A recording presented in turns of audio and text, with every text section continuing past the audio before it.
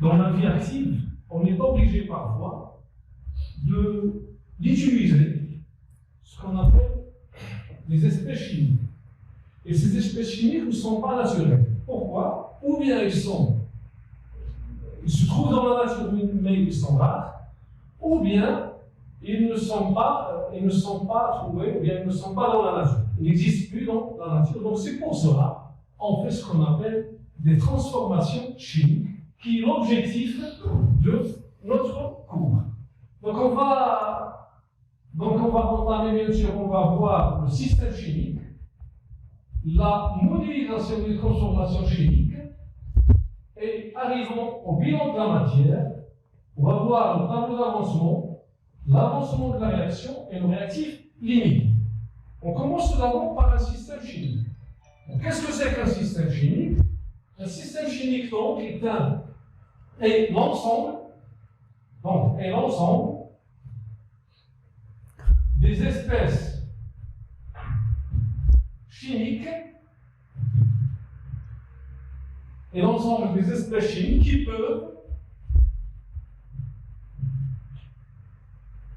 qui peuvent réagir entre elles. Voilà. Donc, un système chimique est l'ensemble des espèces chimiques qui peuvent réagir entre elles. Ces espèces chimiques, parfois, ils se trouvent dans un état liquide, ou bien un état solide, ou bien un état gazeux. Donc, il se peut,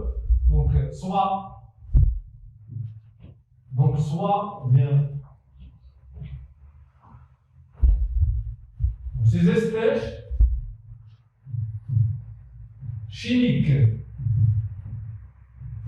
peuvent être donc soit liquides, soit solides, ou bien gazeux. Voilà, donc c'est ça, c'est ce que c'est un système chimique. Bon, ces systèmes chimiques qui peuvent réagir entre elles, donc cette réaction nous conduit tout d'abord à faire ce qu'on appelle la modélisation des transformations chimiques. Alors, quand est-ce qu'on parle des transformations chimiques? On parle des transformations chimiques lorsqu'un système évolue. Donc, qu'est-ce que c'est l'évolution d'un système? Soit par exemple, changement de couleur, par l'observation d'un changement de couleur, par variation de la température, ou bien variation de pression. Donc, tout changement d'un milieu réactionnel nous conduit à faire une transformation chimique. Donc, une transformation chimique lorsqu'un système évolue. Donc, l'évolution, donc une transformation chimique, on parle lorsqu'un système évolue. Donc, c'est évolution d'un système. Évolution d'un système d'un état initial. Donc, un état initial est caractérisé par une température donnée, une pression donnée. Un état initial, entre parenthèses, donc θ I, c'est-à-dire la température I, ou bien une pression, ou bien les espèces, c'est-à-dire les espèces qui sont dans cet état, c'est-à-dire la quantité de matière, ou bien la concentration. Donc voilà, c'est ça, ce qu'on appelle, donc l'état d'un système est caractérisé par ces paramètres-là. Donc une transformation, évolution d'un système d'un état initial à un état final. Alors cet état final lui-même est caractérisé par des paramètres, à savoir, par exemple, la température finale, bien la pression, bien les espèces, ici les espèces formées. Donc, espèces chimiques qui sont formées au cours de cette transformation. Donc, cette transformation chimique, on la modélise par une réaction, donc par une réaction chimique. Donc, on modélise une transformation chimique, on modélise une transformation chimique, on modélise une transformation chimique par une réaction. Une réaction chimique. Et cette réaction chimique peut être représentée par ce qu'on appelle une équation chimique. Donc, une réaction chimique peut être représentée par une équation chimique. Alors, cette équation chimique, qu'est-ce que c'est qu'une équation chimique? Une équation chimique, c'est une équation qui modélise une transformation, c'est-à-dire on s'intéresse aux espèces qui se trouvent dans l'état initial et dans l'état final. Par exemple, vous avez donc, supposons que vous avez ici, par exemple, une bouteille, par exemple, qui contient du charbon, par exemple, du charbon, combustible, par exemple, de O2, donc O2. Alors là, c'est l'état initial. Je la modélise par le I. Donc l'état initial est caractérisé par exemple, une température donnée, une pression donnée, et les espèces qui se trouvent dans cet état-là, c'est le charbon. Donc, à titre, le charbon, c'est du carbone plus d'autres matières. Ce n'est pas le carbone pur, mais le charbon, c'est-à-dire un carbone plus d'autres matières. Alors, après un certain moment, je vais trouver donc cette bouteille-là, mais je ne vais pas trouver le charbon et l'O2. Là, c'est par exemple du charbon. Donc, c'est le carbone plus quelque chose, plus d'autres matières. Donc, ce qui nous intéresse, c'est le carbone. Donc, à l'état ici, cette transformation-là, c'est une transformation. Donc, cette transformation nous conduit à avoir, par exemple, donc, c'est le CO2. Voilà, qui est un CO2 qui est un gaz. Donc là, c'est l'état final.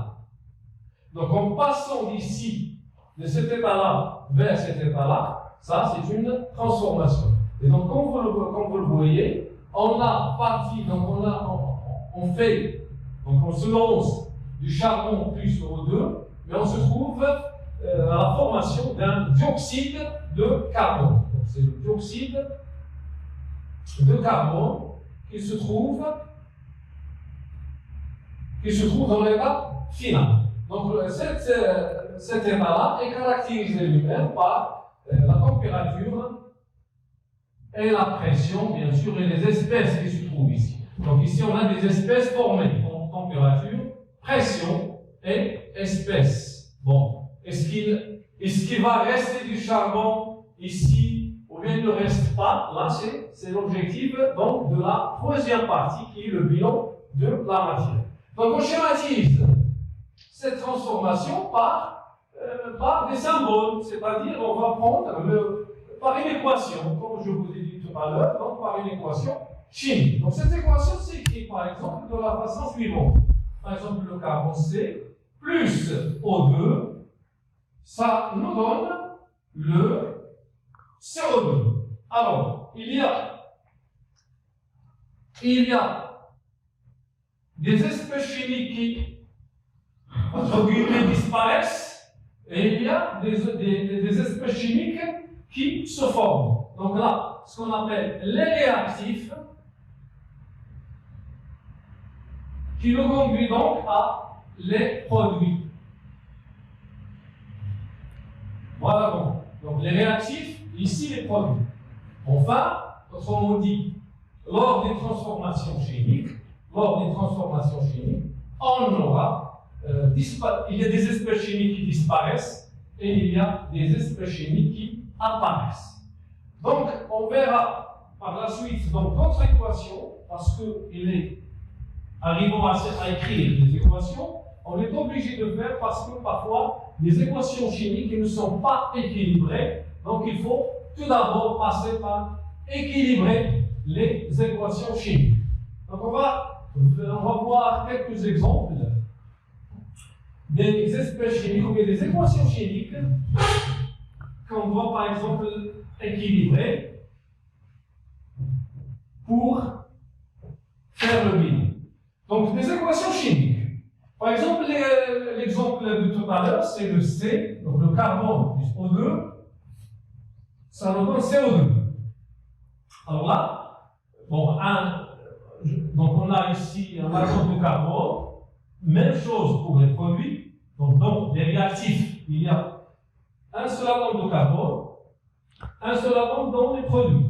Il y a deux atomes d'oxygène, ce qui est le cas dans les produits. Donc deux règles ou bien deux lois qu'il faut respecter pour équilibrer, c'est ce qu'on appelle la conservation de l'élément chimique. Donc pour équilibrer une réaction, il faut toujours respecter ces deux lois, donc conservation de l'élément chimique.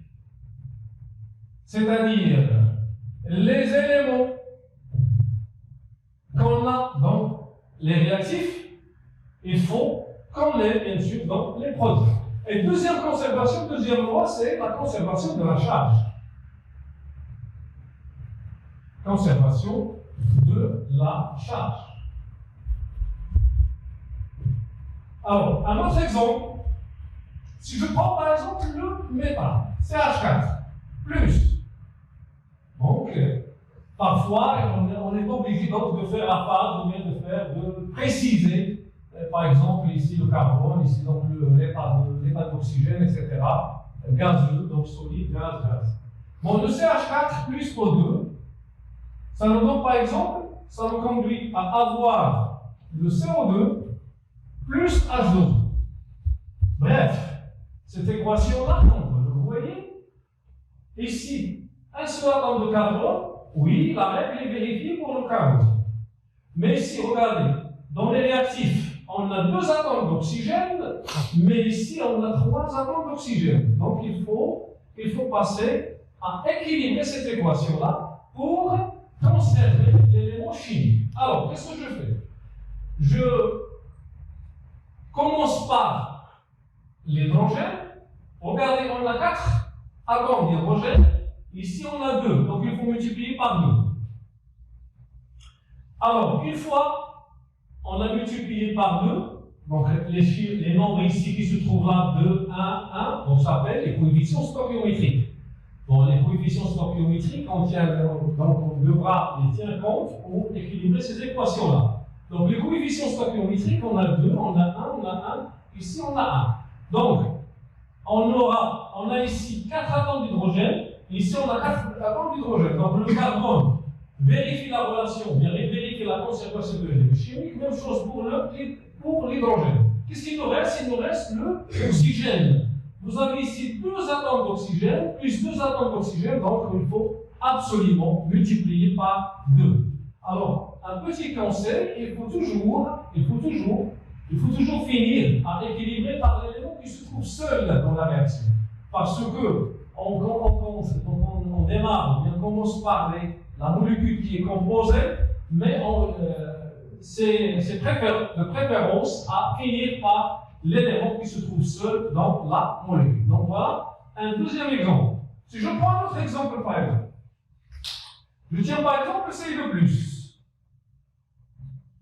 plus AL, donc là, solide là c'est la queue, donc c'est pas. Alors CU plus AL3+. Alors évidemment, comme vous voyez, donc, si on voit d'un point de vue de conservation de l'élément chimique, la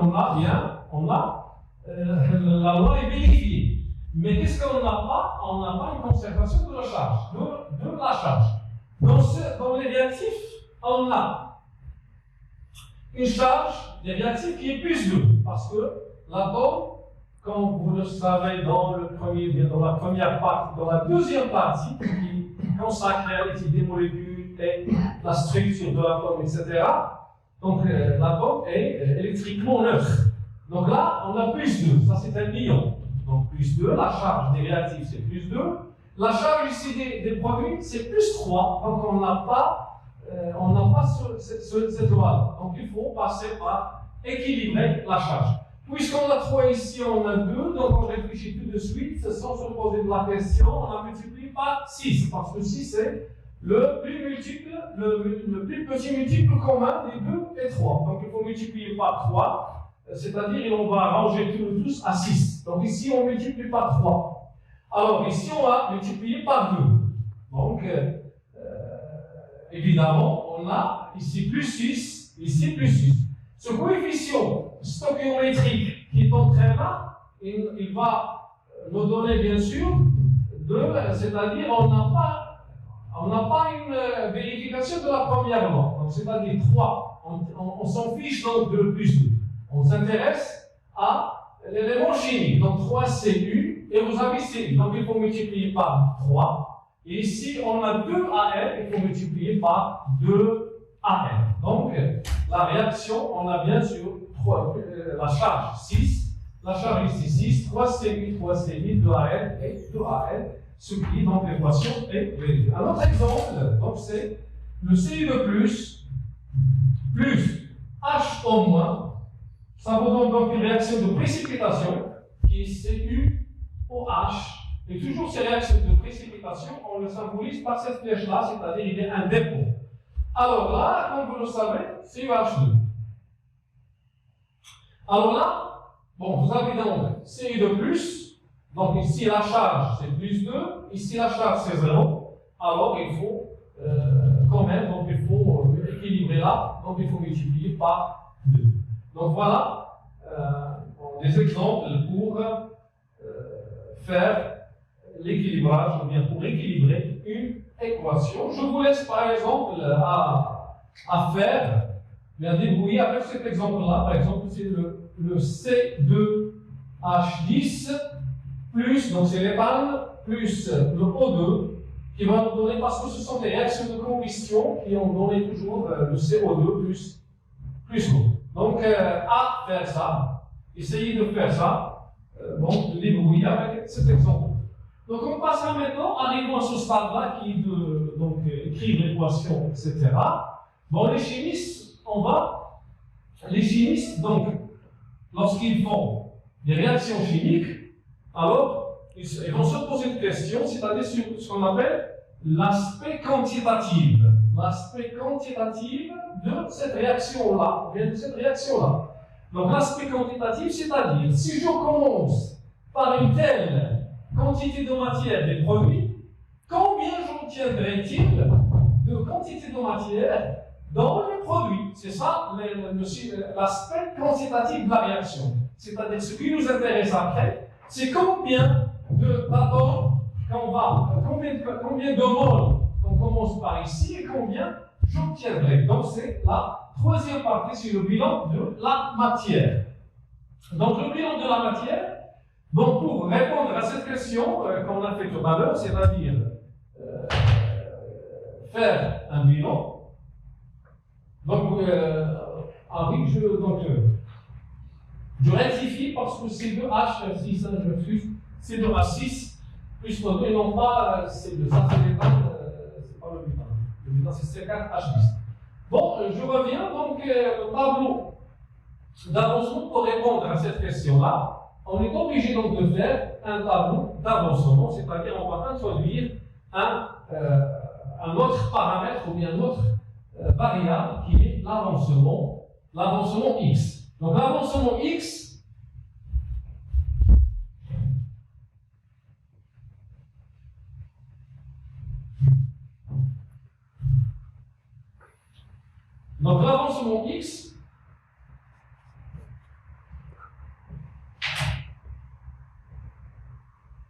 avancement,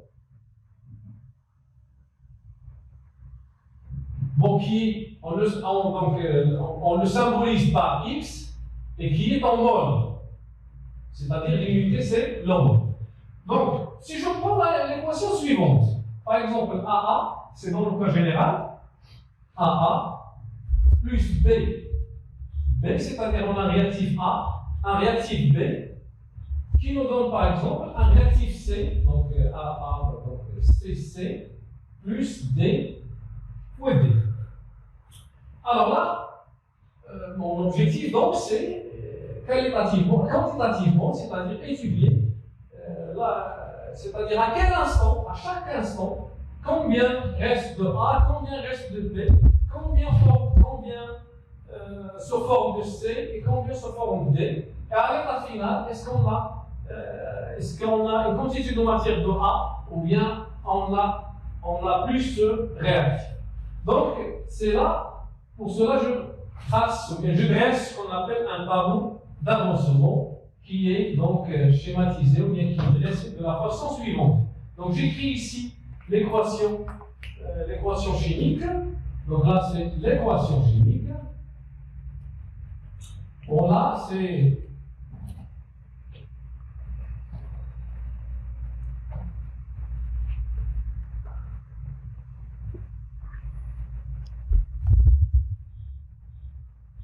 voilà.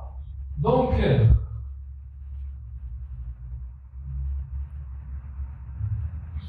l'équation chimique, donc, là, c'est l'état. Bon, je rajoute une autre case.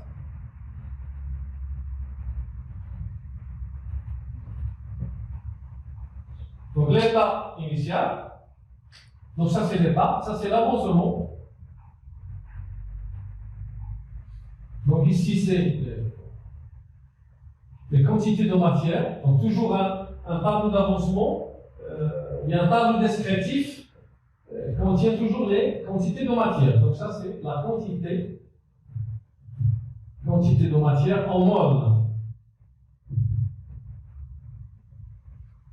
Quantité de matière. Donc, l'avancement, l'état, ici, c'est l'état initial. Bon, je fais uniquement EI. Donc, l'état initial.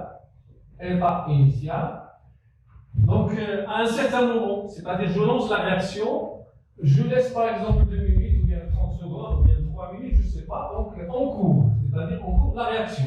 Donc, en cours, ou bien l'état intermédiaire. Et là, c'est l'état final.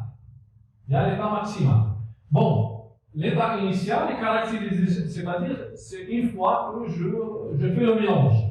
Je fais le mélange réactionnel. Donc, elle est caractérisée par un avancement qui est égal à. Donc, ça, c'est x égale à 0. Oui, x égale à 0. Et là, en cours, donc un avancement x, mais à l'état final, on a un avancement maximal. Alors, qu'est-ce que je fais ensuite? Je considère donc, je pars des quantités de matière qui est N de A, N initiale, c'est-à-dire la quantité de matière que je prépare pour démarrer la réaction. Ici, c'est la quantité de matière de B. Bon, on se donne par exemple, on peut partir par un mélange stoichiométrique, c'est-à-dire les deux quantités de matière sont proportionnelles aux puissance stoichiométrique. Ici, dans la plupart des cas, on trouve ici 0, mais parfois on a des réactions qui ne sont pas, qui sont différentes de 0. Bon, pour vous, pour le commun, donc souvent, on rencontre égal à 0. Ici, donc, NI de A moins AX. Voilà, donc on tient compte de ce coefficient-là, fois X. Ça, j'ai dit, c'est l'avancement. Ici, c'est N de I de B moins BX. Ici, c'est CX DX. Et là, c'est NI de A, donc X, on passera à X max, c'est-à-dire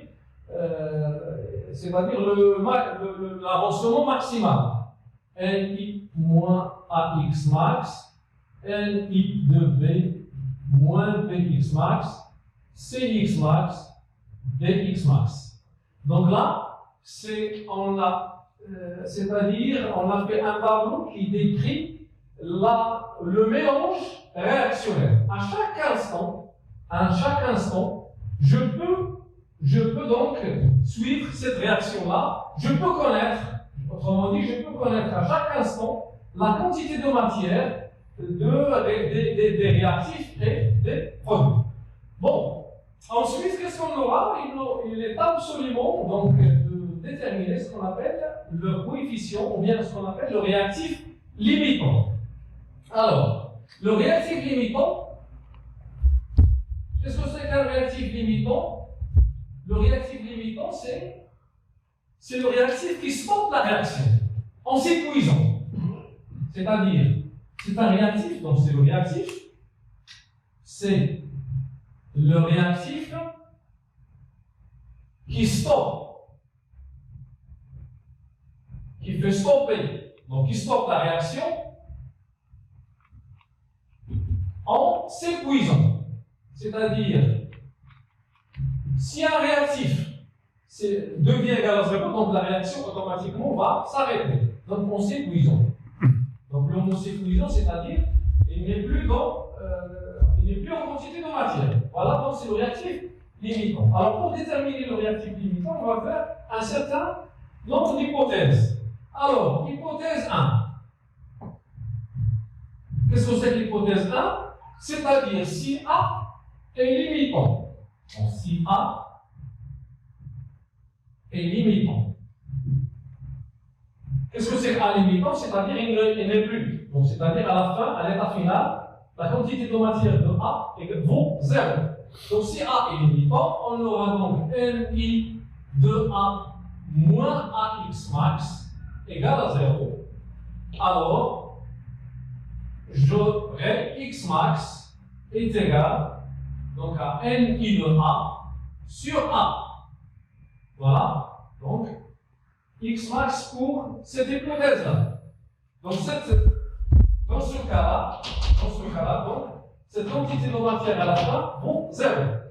Alors, hypothèse 2.